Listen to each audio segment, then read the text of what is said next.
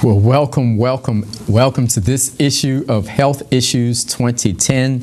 I'm your host, Chris Sylvain, and we truly thank you for just coming in and sharing with us today. We have a very exciting program. You guys know about our affinity and love for nutrition, so I'm truly in second heaven today, and I'll try and be very calm about it. But we really are happy. We have one Dr. Lydia Bazzano.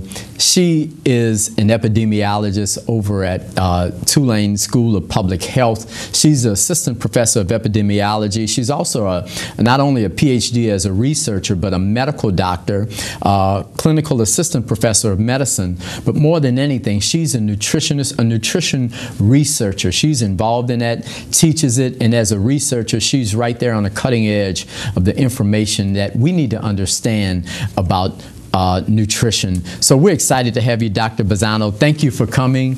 We appreciate you. How are you today? It's great to be here. It's great.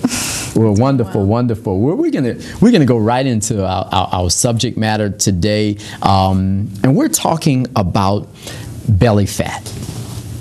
I think that's the issue that people are all concerned about, and weight is a big concern for people, but more importantly, people are concerned about that area around the middle. Tell us a little bit about this belly fat and what's different about it. Well, they should be concerned about the area around the middle in particular, because that has two types of fat in it, and one of the types of fat is the fat on the surface, just under the skin, and we call that subcutaneous fat. And then there's also the fat that's actually inside the belly, under the abdominal wall, and that fat is around the organs. Okay. And the fat around the organs, particularly fat around the liver, produces a lot of substances that are not so good for your health. Wow. So what happens is that people are trying to work on the fat that's actually on the outside. It's right under the skin, the subcutaneous under the skin, but the real damaging fat is the one that's around the liver. Exactly. Fat around the abdominal organs is the most dangerous kind of fat. The fat that's under your skin is what you see every day, maybe in terms of cellulite or what have you, but it's the one around your organs that's really dangerous for your health. So it spews out hormones and things. Exactly, yeah. So it produces a lot of different hormones, most of which actually increase inflammation in your body. Wow. And that increased inflammation can lead to clotting, which is more of a risk for having a heart attack or having a stroke, because those are clots in those organs that prevent the blood from going there. And it also increases your LDL cholesterol a lot of times, the bad cholesterol, because when fat is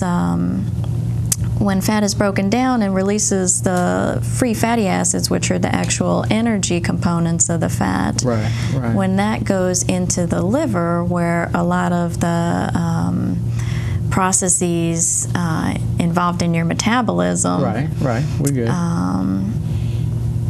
When that goes into the liver, it increases the cholesterol levels. Increases the cholesterol level. And so when people are going to the doctor's offices and they're finding out, hey, my cholesterol level is rising and is getting higher, and then even the part about inflammation, that's so key, because inflammation in and of itself is just a bad thing for your body, relating to infection. It is. And fat absolutely causes, fat is part of inflammation in your body, because it produces those inflammatory factors. These inflammatory. So that's amazing that this fat around the belly causing all of those things to occur. Yep, it's like a cascade when you have fat around the belly that's underneath around the organs. Wow. So it's not only do people want to get rid of it, they're concerned about how it looks, but it's causing all of these bad things to go on in the body, and that's that much more than fat in the arms and in other places. Absolutely. So it's two different types of fat. Two different types of fat altogether. So what we have to be concerned about is the fat around the belly more so. More so than the fat under the skin anywhere in the body, yeah.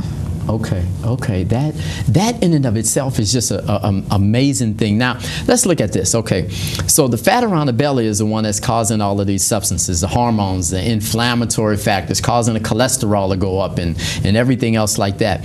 But that relates now, there's different foods can affect that. Yes, absolutely. Different foods and the components of those different foods either help you deposit fat in different areas in your body, and belly fat in particular tends to be related to the amount and the quality of carbohydrates that you're eating, specifically like whole grains versus refined grains, like lots of sugar versus things that are more complex. Wow, wow. So the belly fat, that's bad for us.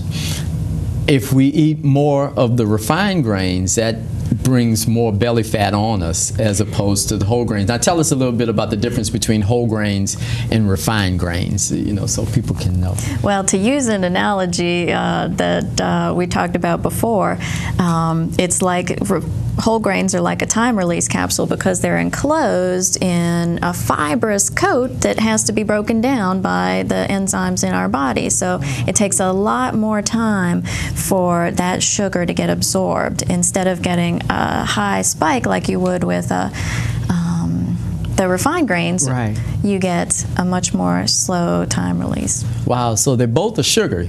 They're both sugar. They're both a sugar, but they have a totally different effect on the body, the whole grain and the refined grain, as far as for adding the inches or at least the problems associated with that. Now, and whole grains would be our whole wheat, things that are whole wheat, brown rice. Whole wheat, brown rice. Popcorn is actually considered a whole grain. In fact, it's the one that's most commonly eaten in the U.S., but you want to keep the butter away from that. Keep the butter away, okay. Yeah. And then other...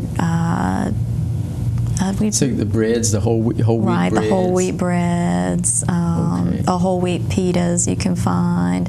And then tortillas. There's also whole wheat tortillas. All right. Spaghetti? Yes, whole wheat spaghetti. Whole wheat spaghetti. Wow. That's one of my favorites. You can buy them anywhere, though. Yeah, you can pretty much buy them anywhere. I shop at Walmart most of the time, and I find it all there, along with a lot of the organic greens and fruits and vegetales too. Yeah, so. But pretty much any of the grocery store chains. We're gonna give them an extra plate, but then any of the grocery store chains, you can just get whole wheat bread and. Absolutely, it's everywhere now, and that's why I mentioned that store in particular. No, but that's good. That's good. It's everywhere. Look, that's a good point. But now, refined grains. Let's tell us about what we're saying. Refined grains, but when we say refined grains, we mean.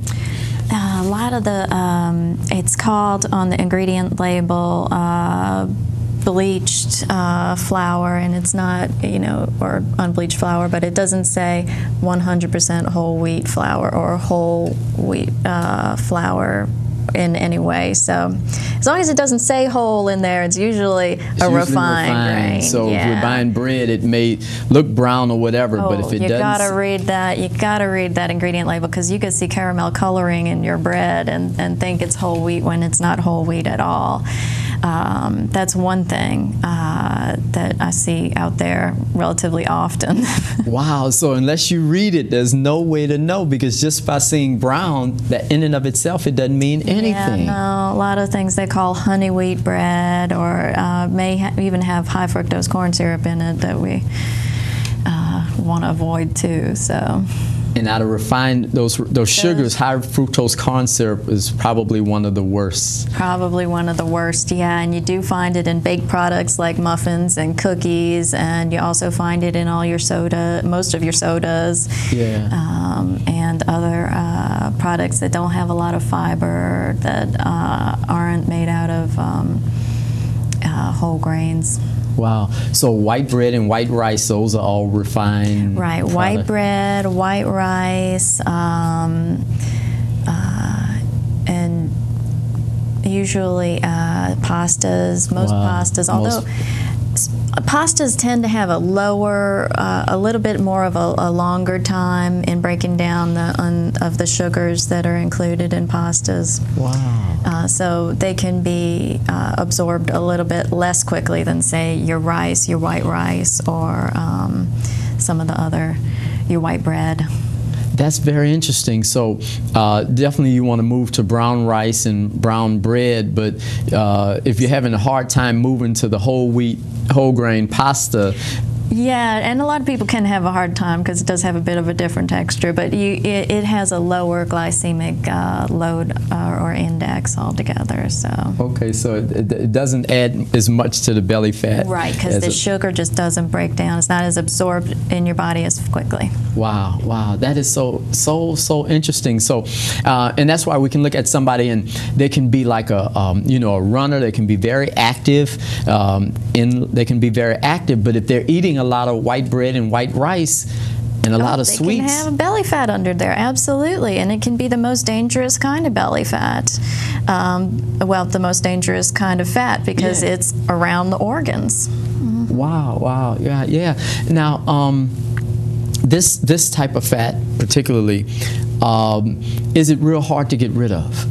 So anything that you do to lose weight usually gets rid of relatively equal portions of the fat that's underneath, around your organs, and the fat that you see outside. So, so anything you do to lose weight will get rid of some belly fat. Okay. So anything that you do, first moving to the better foods that don't. That's the first thing that you should do is lower your calorie intake if you're trying to lose weight. Okay. And when you lower your calorie intake, you do lose belly fat as well as fat on the outside, fat on the skin, under the skin. So. Wow. But now, then adding the exercise to it is the next step. Okay. And of course that can protect your muscle and your higher metabolism rate. You don't want to lose the lean body mass, your muscles, when you... No, that's good. So what you're saying is that not only do we need to, kind of push away a little bit at the plate, but exercise and building muscle helps our metabolic rate. Absolutely. And the metabolic rate is... because muscle burns more calories than fat or than other body tissues at any overall, completely. So Popeye was right. We have to build muscle, right? Popeye was right. And eat the spinach, too. And eat the spinach. That's really good for you. Eat the spinach because being muscular, having a higher percentage of muscle in our body helps burn calories in and of itself without even doing anything. Just and then spinach being a green leafy vegetable is also, it's very good for you. It has lots of nutrients and it has a low amount of calories. So if you can knock out the mashed potatoes and put in the spinach every once a week, or even as much as you can, that's going to help. As much as you can. That is so good. That is so good. Now, one thing you were talking about, a calorie is not always a calorie. Is not always a calorie. That's right. When we're looking at counting calories, but there are different types of calories. Yeah, there are absolutely different types of calories. So the three main nutrients that provide calories or energy to the body are protein, fat, and carbohydrates. Okay. And for each gram of those things, their protein and carbohydrate have about 4 calories per gram, and then fat has about 9 calories per gram. But we were talking about the difference between those calories. So if you eat more protein, you actually tend to feel fuller. So you might eat less down the road. You feel more satisfied, and then protein takes more energy to break down in your body. So your liver and the enzymes in your body are working a little bit harder, and so you actually don't get as much energy out as you think that you would. Oh, that is so awesome. So by eating foods that are high in protein, that doesn't put as much weight on you. Right. As opposed to a carbohydrate. As opposed to eating a carbohydrate, especially if that's a refined carbohydrate, if that's one that doesn't have the fiber included with it around the outside. Wow. And then if it's, if it's just a straight sugar, not only does it add the calories, but then you have the... Then you can get a a lot hungrier too down the road, and it has, so you're not as satisfied. Maybe after you eat that Snickers bar, you have a sugar crash later on, and you go on. You're probably not going to be as satisfied as you would if you had some real food that had some protein in it. Protein is key. Yeah, protein is key. Now, question. I love it. Chicken and fish. Tell me a little bit about the difference with omega-3 to omega-6. Okay, so fish has a lot more omega-3 fatty acids in it, and omega-3s are more beneficial for your heart because when you get them inside your body, they actually decrease inflammation, and that goes along with clotting. It's very closely tied into clotting. So when you decrease the inflammation, you can also decrease some of the effects of the inflammation, like potentially clotting, and clotting is what gives you a heart attack or gives you a stroke. Right. So what happens is that even though, you know, chicken has a lot of protein, fish has a lot of protein, they're both good, but because of the beneficial effects of fish is the winner hands down. It is the winner hands down, absolutely, for your heart and therefore for the rest of your body. For the rest of your body, because your blood doesn't clot as much, and that's where all the heart attacks come from. Heart attacks, strokes. All of that is clotting in the blood. What about cancer? Inflammation and cancer. So inflammation is a big part of cancer too, and actually you can, so in terms of preventing cancer, we know that fruits and vegetables have a lot of anti-inflammatory and antioxidant compounds in them, and those are substances that help protect your organs, and they also can help decrease inflammation. That is so awesome. So when people are at the grocery store, you know, and they're looking at the fish over here and the chicken over here, they need to move over to the fish. Move towards the fish, yeah. In fact, there are some studies that say it might help with asthma, or it might help with other inflammatory conditions. Oh, wow. So, you know, some tilapia, some salmon, and salmon, mackerel, any kind of fatty fish. Even, well, anchovies have a lot of salt on them usually, so you might want to stay away from those. But makes a difference. Now, for somebody that's trying to move from whole grains to refined, move from brown rice to white rice, move from whole wheat to, you know, the white flour. What's some of the things they can do to help them make that transition to the new taste? Yeah, so I would start slow and start with the things that you eat every day, because those are where you're going to get your biggest impact, because it'll become a habit over time. So if you're eating a refined grain cereal, maybe some kind of sugary puff cereal or what have you, if you then move to whole grain cereal, like a toasted oat cereal or some type of cereal that is 100% whole grain, you'll get some benefits from that. And if you eat breakfast every day, which is, as we know, a healthy habit, and it can keep you at a lower weight, it's been associated with having a lower weight. Eating breakfast every day. Just eating breakfast every day is associated with having a lower weight. Oh, wow. So if you can move to the whole grains for breakfast, then you automatically have something that you do every day that is good for you, that you've made that change, and then you can slowly add on some of the other whole grains. Sounds good. So somebody can get some whole wheat pancakes. Oh yeah, you can actually have there are a lot of different ways to make pancakes. You can add a little bit of almond flour to your pancakes, which has both good fats in it and protein, and it makes your pancakes a little more satisfying, believe it or not. And they have almond flour, soy flour. I've seen it all at the grocery stores that I go to. So awesome. Now, something that you mentioned, and I think we touched upon it a little while ago. If you eat, there's a study, if you eat 6 times a day, it's better. Go ahead.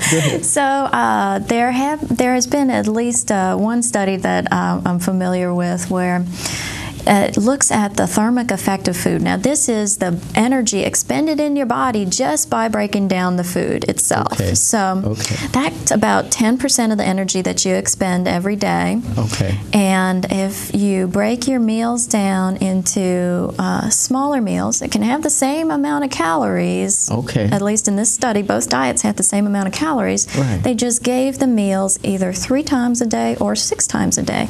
And the one they gave the meals 6 times a day actually caused more of energy expenditure just from breaking down the food. Wow, so by eating 6 times a day as opposed to 3 times a day, or some people try and do the 1 meal a day, thinking that they would lose weight, and in fact it's going against them. Yeah, in fact you lose that little bit of energy expenditure that your body does naturally in breaking down the food. And if you can increase that little bit of energy expenditure by separating out your meals, then you might be able to lose a little bit of weight that way too. Wow, so just by eating that whole process of the food, burning the food, that burns energy by itself. It does. And if you incorporate more protein into those 6 small meals instead of 3 large meals, you could potentially really increase that that energy that you don't have to work to expend. And so now the body, now that goes to the muscle and fat. So again, so then the more muscle we have. High protein diets keep your muscles. When you lose weight, you don't lose weight from your muscles as much when you're on a high protein diet. Wow. So by eating the protein, then again, that helps with muscles and so forth. But I have to say, we're talking about normal people here. If you have any kidney disease, then a high protein diet is not for you. It's not for you. So you don't want to eat too much of the fish and so forth. No, not if you have kidney disease. Not if you have kidney disease, and that's a great thing. That's for everybody else. That is so good. Now, when people go on these crash diets, when they just fast for a long period of time, are they losing muscle or are they losing fat? They're definitely losing muscle along with the fat. You can lose a little bit of fat that way, but you're also losing a little bit of muscle. And when you look at those in the long term, there have been studies that have reviewed the evidence out there on fasting and even religious fasting. There's really not a lot of weight loss by fasting. That's not a way to go about it. That's not the way to do it. If they're doing it for religious reasons, do it for religious reasons, but don't do it for weight loss as no reason. Yeah, can't mix the religion in there with weight loss. It's not going to help you. Not a good thing. Doesn't work. Now, that is so awesome. Now, let's even look at this thing that people always look at saying, hey, I don't want to eat after 6 o'clock, and that's going to affect, that's where I'm gaining all of my weight at. How does that work, this not eating late? Well, I think not eating late has a lot of benefits, but it's not because of the biological difference in the calories or in your body. It's not because of biological differences. It's probably, I think, mostly because after you come home from, say, a long day of work, you feel like you may want to reward yourself, and a lot of times those rewards come in the form of food, and it's more of a behavioral thing. If you, say, have a glass of wine, you feel a little bit less inhibited, and you might eat a lot more than you would otherwise. So, and it also has to do with having a big meal at dinner. You know, some people have their biggest meal at dinner, and they probably might follow it with a dessert. The ice cream and cake and the whole bit or whatever, and that's more after 6 as opposed to 11 o'clock during the day. That's a lot more after 6, But it has nothing to do with the body and the physiology and all of those things. No, that doesn't really add up. Now, if somebody's really, and they're saying, I hear you, Dr. Bazzano, all of this sounds good, but I have to have my ice cream. I have to have my sweets. And can people really be addicted to sweets? Yeah, people can be addicted to sweets. They can, absolutely, and that's a behavioral problem that everybody needs to work on. If there's any type of addiction, you certainly need to work on it to live a healthier life. Now, being addicted to sweets is particularly bad because most sweets are refined and have a lot of sugar in them, and so it increases the insulin really fast, like we don't want it to, instead of slowly. So you can have more belly weight that dangerous kind of fat that's underneath the muscles. Yeah. Just if you eat a lot of refined grains, well, a lot of refined sugars and sweets in particular. Wow, just that insulin. Just insulin turns everything into fat. It does. So you wanna try and step away from that sugar if possible, and move to sugars that have either less calorie or less absorption, and you can do that by using some of the sugar alcohols or artificial sweeteners if you really must have that sweet taste. Yeah. But better yet, to just gradually move away from the sweets and work on the way you're thinking about those things. Work on changing our thinking, changing our thinking to make healthy behaviors. Wow, and so much of this information is, it's been out there, but like we were talking about earlier, kind of a big explosion in the past few years, so more of it will be coming out soon. Doctor, you're a researcher, and you're doing some great studies, I know, right now, and different weight loss studies and so forth. We're excited about that, so let's do this. More than anything right now, if you can share right with the people, we have a couple of minutes left, just a take-home message, knowing that they would love your help. Okay. All right. Well, I think one of the first things that you can do that'll help is to eat more fruits and vegetables. Any way that you can get more vegetables into your diet is a way to help you lose a little bit of weight and get healthier in every way. And then we talked about the fish being particularly healthy for the heart, and lean proteins. So vegetables and lean proteins are what you should be thinking about most of the time. Fruits also. But you do want to step away from the juices, because that's a big sugar load that comes really quickly, and get to a healthy weight. Get to a healthy weight, and just even a few small things. Even little changes, yeah. So a change of 5% in your body weight is incredible for your heart and for the rest of you. In fact, it'll make you feel better in every way. Make you feel better in every way, because people, you end up with diabetes, cardiovascular disease, heart attacks, strokes, and the amputations, kidney disease. Yeah, and all of that is related to diet. All of that is related to diet, and I think they have more information that should be on the screen concerning, if they want to contact you about any of the research studies, some of the things that you're doing right over there at Tulane School of Public Health. And just the last piece, we have a few more seconds. If you can throw in about high fructose corn syrup. Oh yeah, try to avoid the high fructose corn syrup as much as you can, because it's always in those products that are refined grains that you don't want to get, that have a lot of sugar in them, and it's really fast absorbing, and so it's exceptionally bad for that belly fat. Hey, this is Chris Sylvain with Health Issues 2010. As you can see, it's a great show. I hope you taped it or whatever. Dr. Lydia Bazzano, we thank you so much. Please share with us again. We appreciate you. Hey, for your health. Dr. Bazzano is going to keep on rolling.